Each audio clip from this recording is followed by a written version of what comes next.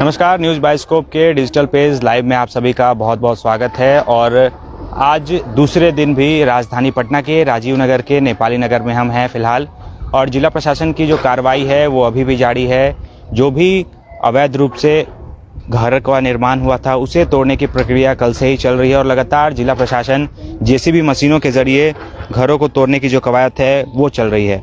कल देर शाम से ही पूरे इलाके में धारा 144 लागू कर दी गई है। राजीव नगर के कुछ इलाकों में, नेपाली नगर में और दीघा आशियाना का जो पश्चिमी क्षेत्र है वहाँ पर पूरी तरीके से धारा 144 लागू है। और जहाँ भी आपका नज़र जाएगा, तस्वीरें आपको जहाँ जहाँ की भी दिखाएंगे, वहाँ आप केवल गिरी हुई दीवारें और ईंट ही नज़र आएगी आपको। कल तक यहाँ पर कई बिल्डिंग खड़ी थी, कई घर खड़े थे, लेकिन आज सभी ज़मीन पर हैं। कारण बस यही है कि सभी ने हाउसिंग बोर्ड की ज़मीन पर मकान बनाया था अवैध रूप से।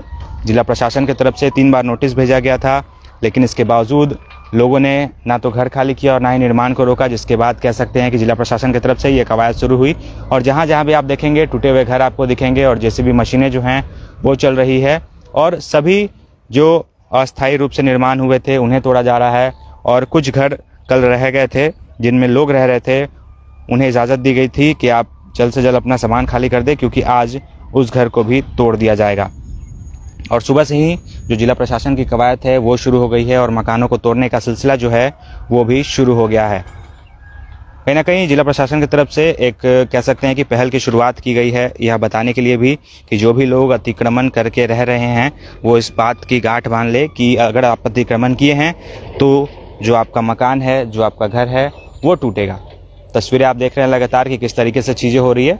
सुबह बता दें कि जाप सुप्रीमो पप्पू यादव पूर्व सांसद हैं, वो यहाँ पर पहुँचे थे और यहाँ के अस्थायी लोगों के साथ धरने पर बैठ गए थे।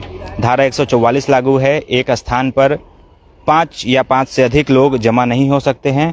और जिसके बाद कह सकते हैं कि पप्पू यादव जब धरने पर बैठे तो जिला प्रशासन की जो टीम है वो यहाँ पहुँची, उन्हें समझाने का प्रयास किया गया, लेकिन इसके बावजूद जब लोग वहाँ से नहीं हटे, लोग डटे रहे, तो फिर पुलिस ने जवाब कार्रवाई करते हुए लाठीचार्ज किया और वहां से लोगों को हटाया।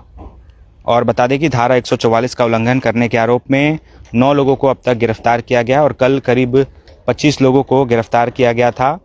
क्योंकि जिस तरीके से कल पुलिस पर पथराव हुआ था, पत्थरबाजी हुई थी, उससे कहीं ना कहीं जो चीज़ें निकली थी उस कारण कह सकते हैं कि पुलिस जो है लगातार कार्रवाई कर रही है। और पटना के जो जिलाधिकारी हैं डॉक्टर चंद्रशेखर सिंह, उन्होंने स्पष्ट कहा है कि कार्रवाई जो है वो जारी रहेगी।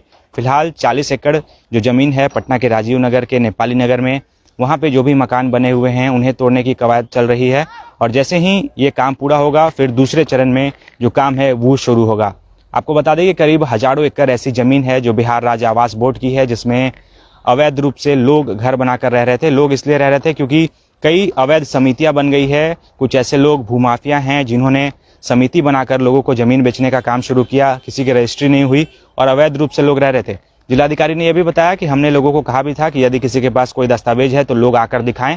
कुल 90-100 लोग वहां पर पहुंचे थे, लेकिन केवल 3 ही लोगों के जो दस्तावेज हैं वो ऑथेंटिक थे, उसके अलावा किसी के पास कोई दस्तावेज उपलब्ध नहीं था। वहीं उन्होंने ये भी स्पष्ट कह दिया कि सरकार की जो कार्रवाई है वो जारी रहेगी, चाहे कुछ भी हो जाए।